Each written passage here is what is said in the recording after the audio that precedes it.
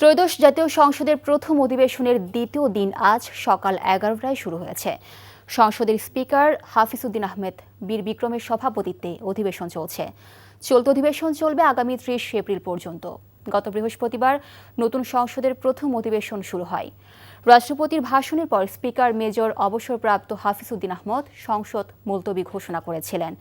রোববার সেই মুলতবি প্রত্যাহার করে দ্বিতীয় দিনের কার্যক্রম শুরু করা হয়েছে। আজকের অধিবেশনে কার্যসূচিতে রয়েছে মন্ত্রিপরিষদ, বিজ্ঞান ও প্রযুক্তি, মাধ্যমিক ও উচ্চ শিক্ষা, কারিগরি ও মাদ্রাসা শিক্ষা, প্রাথমিক ও গণশিক্ষা, সমাজ কল্যাণ এবং গৃহায়ন ও গণপূর্ত মন্ত্রণালয়ের প্রশ্ন উত্তর। এছাড়া জরুরি জনগুরুত্বসম্পন্ন বিষয়ে মনোযোগ আকর্ষণ এবং রাষ্ট্রপতির ভাষণ সম্পর্কে ধন্যবাদ প্রস্তাবের উপর আলোচনা অনুষ্ঠিত হবে। ত্রয়োদশ জাতীয় সংসদের কার্য উপদেষ্টা কমিটির প্রথম বৈঠকে সিদ্ধান্ত নেওয়া হয়েছে, সরকারি ছুটির দিন ব্যতীত প্রতিদিন অধিবেশন বিকেল 3টায় অনুষ্ঠিত হবে।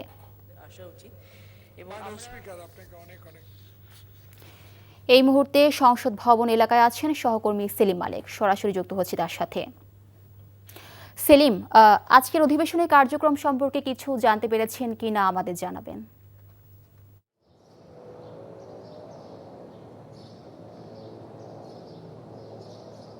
মিলে আজকে মূলত আসলে সংবিধান সংস্কার পরিষদের যে অধিবেশন সেটি ডাকার কিন্তু শেষ দিন এবং এটি নিয়ে কিন্তু সংসদ সদস্যদের মধ্যে এক ধরনের উত্তেজনা কাজ করছে এবং সেটি কিন্তু আমরা গত কয়েকদিন ধরে দেখছি যে সংবিধান সংস্কার পরিষদের যে অধিবেশনটা নিয়ে রাষ্ট্রপতি আহ্বান করার কথা ছিল সেটি কিন্তু রাষ্ট্রপতি আহ্বান করেনি। এটি নিয়ে আসলে মূলত এবারে সংসদের আসলে সবচেয়ে আলোচনার বিষয় হয়ে দাঁড়িয়েছে। একটি বিষয় জানিয়ে রাখি, সেটি হলো যে গণভোটে হ্যাঁ জয়ী হয় কিন্তু সংবিধানে জুলাই সনদ বাস্তবায়নের যে সংবিধান সংস্কার পরিষদ গঠন হওয়ার কথা ছিল সেটি কিন্তু 30 দিনের মধ্যে, অর্থাৎ এই ফলাফল ঘোষণা হওয়ার, গেজেট প্রকাশিত হওয়ার 30 দিনের মধ্যে এই অধিবেশন ডাকার কথা।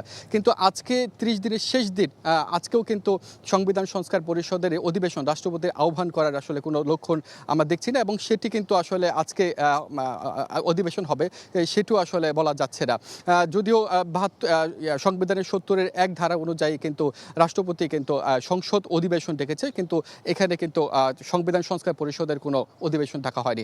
এই বিষয়ে জামাত, বিশেষ করে বিরোধী দল এবং সরকারি দলের দুই পক্ষের সাথে কথা বলার আমাদের সুযোগ হয়েছে।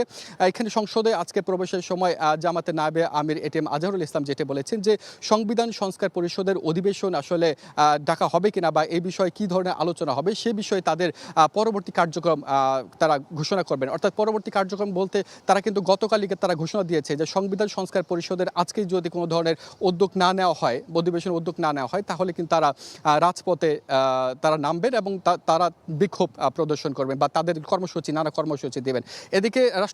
এদিকে স্বরাষ্ট্রমন্ত্রী সালাউদ্দিন আহমেদের সাথেও আমাদের কথা বলার সুযোগ হয়েছে, তিনি যখন সংসদে প্রবেশ করছিলেন তিনি যেটি বলছেন যে সংবিধান সংস্কার পরিষদের বিষয়ে কিন্তু রাষ্ট্রপতি কোনো ঘোষণা দেয়নি বা আহ্বান করেনি এবং এটি নিয়ে এই মুহূর্তে কিন্তু আপনার হাইকোর্টে কিন্তু এক ধরনের একটি রিট হয়েছে এবং সেটি নিয়ে শুনানি এবং নানা ধরনের কার্যক্রম চলছে। সে বিষয়ে তিনি বলেছেন যে যেহেতু এটা হাইকোর্টে এই মামলা বা রিটটাকে চলমান রয়েছে, সেটি আসলে রাষ্ট্র বা হাইকোর্ট থেকে আসলে আদেশ আসবে এবং তার পরবর্তীতে কী ধরনের কার্যক্রম নেওয়া যায় বা এই সংবিধান সংস্কার পরিষদের কী ধরনের আসলে অধিবেশন বসবে কি বসবে না সে বিষয়ে পরবর্তী সিদ্ধান্ত নেওয়া হবে। তবে আজকে যে বিষয়টি বলা যেতে পারে যে আজকে এই মুহূর্তে প্রশ্ন উত্তর পর্ব চলছে এবং এরপরে জনগুরুত্বপূর্ণ বিষয়ে আসলে বিভিন্ন বিষয় উত্থাপন হবে এবং সেখানে